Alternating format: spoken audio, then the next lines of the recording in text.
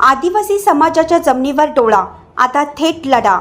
नरेंद्राचार्य महाराज यांच्या विरोधात नाशिक येथील विभागीय आयुक्त कार्यालयासमोर आमरण उपोषणाची ठिणगी पेटली आहे। आदिवासी समाजाची जमीन बळकावल्याच्या आरोपावरून आदिवासी कन्या संगीताताई कडाळे थेट आमरण उपोषणाला बसल्या आहेत। आमच्याकडे पुरावे आहेत, तरीही न्याय का नाही? आदिवासींची जमीन आदिवासींनाच द्या। हे फक्त आंदोलन नाही, हा अस्तित्वाचा लढा आहे। आंदोलन अधिक तीव्र होण्याची शक्यता नाकारता येत नाही। जोपर्यंत न्याय मिळत नाही तोपर्यंत संघर्ष थांबणार नाही।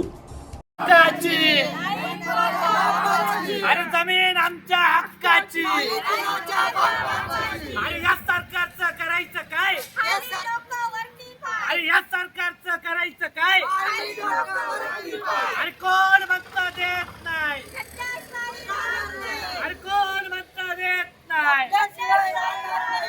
अरे लय लय लय लय अत्याचार, अरे लय लय लय लय अत्याचार, अरे मागणी आमच्या हक्काची, अरे मागणी आमच्या हक्काची, अरे मागणी आमच्या हक्काची। आदिवासी जमीन बळकावणाऱ्यांवरती कारवाई झालीच पाहिजे। आदिवासी समाजाची जमीन बळकावणाऱ्यांवर कारवाई झालीच पाहिजे। कोण म्हणतं कारवाई करत नाही? कारवाई केल्याशिवाय अरे या सरकारचं करायचं काय? अरे या सरकारचं करायचं काय? अरे लय लय लय लय अत्याचार। आम्ही त्यांना फोन केलं, समजावलं, आमची जागा आम्हाला परत देऊन टाका, जे आमची झाले मोरणीचे याच्यात। आम्ही त्यांना 4-5 त्यांचे अध्यक्षाला फोन केले, सगळ्याला फोन केले, तर ते काही रिप्लाय झाला नाही। अच्छा, आता पुढची भूमिका ताई तुमची काय असणार आहे? आमची भूमिका एकच असणार आहे, आमची जमीन लवकरात लवकर जर आमच्या आदिवासी समाजाच्या ताब्यात जर दिली नाही तर आमरण उपोषण करणार आणि आंदोलन पण करणार।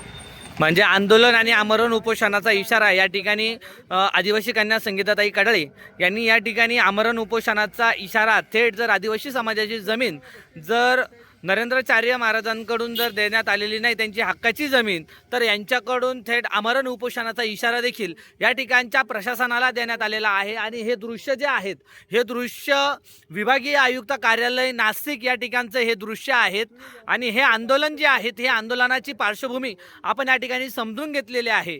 बघू शकतो हे आंदोलन कार्यकर्ते या ठिकाणी उपस्थित झालेले आहेत, त्यांच्याबरोबर या म्हाताऱ्या आजी देखील त्यांच्या या आंदोलनामध्ये सामील झालेल्या आहेत। म्हणजे एक प्रकारचा न्याय मागण्यासाठी हा आदिवासी परिवार या ठिकाणी उपस्थित झालेला आहे। बघू शकतो आपण थेट संगीताताई कडाळे यांच्यासोबत आपण चर्चासत्र केलेले आहे।